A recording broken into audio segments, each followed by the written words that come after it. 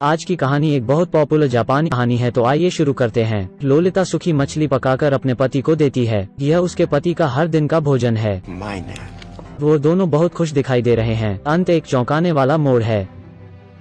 100 साल पहले टोक्यो सबसे अधिक आबादी वाला शहर था। टोक्यो का लिंग अनुपात काफी खराब हो गया था। उस समय महिलाओं ने वेस्टर्न फूड खाना शुरू किया था। उन्हें एक प्यारा सा लड़का मिला। हालांकि टाइहू अंधा है, लेकिन वो दिखने में बहुत सुंदर है और उसका रंग रूप सबको उसकी ओर खींचता है। अक्सर खूबसूरत सिंगल्स उसके पास मसाज के लिए आते हैं। बेर उनमें से एक है। वो हमेशा उसके हैंडसम होने के लिए उसकी तारीफ करती है, लेकिन टाइहू को पता नहीं है कि वो कितना सुंदर है, क्योंकि जब वो 8 साल का था तब से ही अंधा हो गया है। उसके मसाज से बेर काफी खुश है। वो उसे डॉक्टर से मिलने के लिए कहती है। वो उसके लिए मंदिर में प्रार्थना करने की बात कहती है। उसने कहा कि पहले एक परिवार था जो मानसिक मंद था, लेकिन बहुत प्रार्थना करने के बाद उस परिवार के सदस्य ठीक हो गए।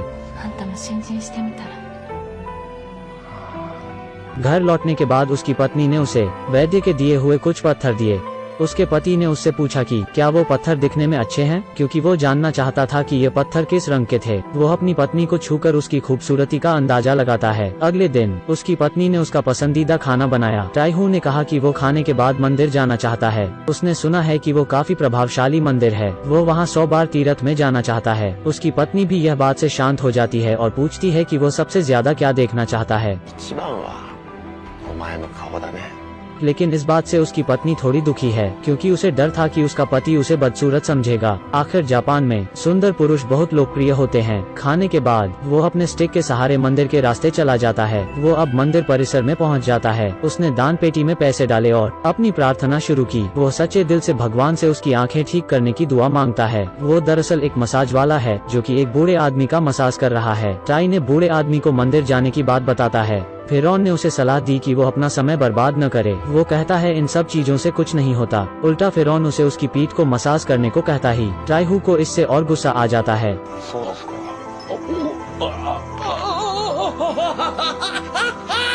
अगले दिन वो फिर मंदिर जाता है।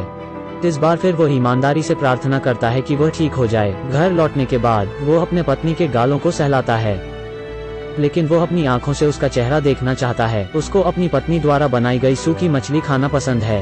वो कहती है कि वो रात में अक्सर सपना देखती है कि उसके आंखों की रोशनी वापस आ गई है। उसके पत्नी के चेहरे में हल्की सी मुस्कान है, क्योंकि वो जानती है कि जब टाइहू की रोशनी वापस आएगी वो उसे छोड़ देगा। वो लगातार मंदिर जाकर प्रार्थना करता है। यहाँ प्रार्थना करने का उसका 100वां दिन है। उसने हाथ जोड़कर भगवान से प्रार्थना की।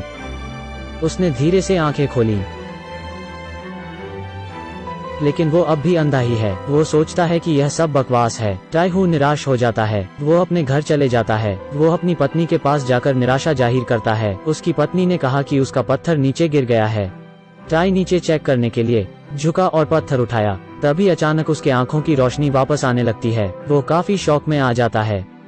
उसने धीरे से सिर उठाया और अपनी पत्नी को कसकर गले से लगाया। उसने आखिरकार अपनी पत्नी का चेहरा देखा। टाई लगभग अवाक है। वो आईने के पास गया। उसने आखिरकार अपना चेहरा देखा, लेकिन उसकी पत्नी थोड़ी खोई हुई है। वो काफी खुश हो जाता है।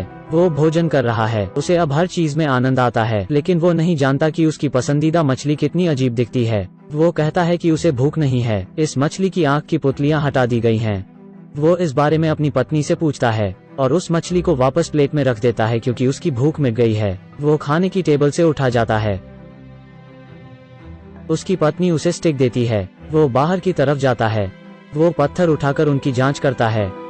तभी वहाँ बूढ़ा आदमी आ जाता है। टाई ने कहा कि यह उसकी पत्नी के लिए एक उपहार था। बूढ़े ने उसका मजाक उड़ाया कि ऐसा तोहफा किसी औरत को पसंद नहीं होता है, और अगर एक महिला को खुश करना है तो उसे अच्छे गहने खरीदने चाहिए। टाइहू इस बात से सहमत हो जाता है और वो अपनी पत्नी को एक ब्रोच ला कर देता है, लेकिन लगता है इस बात से उसकी पत्नी ज्यादा खुश नहीं है। तभी वो सारे पत्थर उठाता है और गुस्से से उन्हें बांध देता है। उसने अब तक जितने भी पत्थर अपनी पत्नी को तोहफे में दिया था उसे बाहर फेंक दिया। इस दिन बूढ़ा आदमी टाई के घर आया हुआ है। दोनों एक दूसरे से बात कर रहे हैं। टाई ने कहा कि उसे खुशी है कि उसके आंखों की रोशनी वापस आ गई है, लेकिन वो कहता है कि बस उसकी पत्नी थोड़ी बदसूरत है। उसे दरअसल अब सुंदर और अच्छे लगने लगते हैं। आंखों की रोशनी वापस आने के बाद वो हजारों में एक हो गया है। उसने यह भी सोचा कि शायद उसकी पत्नी उसके काबिल नहीं है। इन सब से टाई काफी विचलित हो जाता है और काफी अजीब बर्ताव करता है। टाई के दिल में हलचल होने लगी। वो फिर से मंदिर चला जाता है। वहाँ उसे बेर मिलती है। वो कहती है कि उसे खुशी है कि उसकी दृष्टि वापस आ गई है। वो जश्न मनाने की बात कहती है। आदमी भी राजी हो जाता है। वो दोनों पार्टी करते हैं। वो काफी महंगा सी फूड खाता है। यह उसे थोड़ा अजीब लगता है। भोजन के दौरान बेर ने उसे प्रपोज किया। उसके लिए उसने अपने प्यार का इजहार किया। टाई ने मना नहीं किया। दोनों जीवन के लिए तैयार हो रहे हैं। अचानक दरवाजा खुला। यह उसकी पत्नी है। उसने एक शब्द नहीं कहा। कठोर चेहरे के साथ वो चिल्लाने लगती है। उसने दोनों हाथों से उसका सर पकड़ लिया है।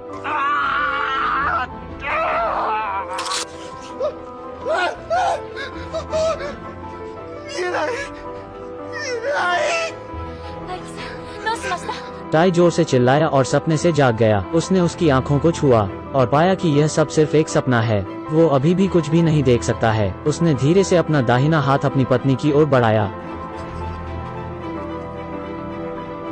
तभी आईने में पत्नी एक दुष्ट मुस्कान दिखाती है। अगले दिन वो मंदिर गई। उसने हाथ जोड़े और प्रार्थना की। वो दौलत नहीं मांगती, यहाँ तक कि वो शांति भी नहीं मांगती। वो बस अपने पति की आंख अंधी होने की दुआ मांगती है। यह सब काफी दिल दहलाने वाला है। वो दुष्ट दिखाई देती है।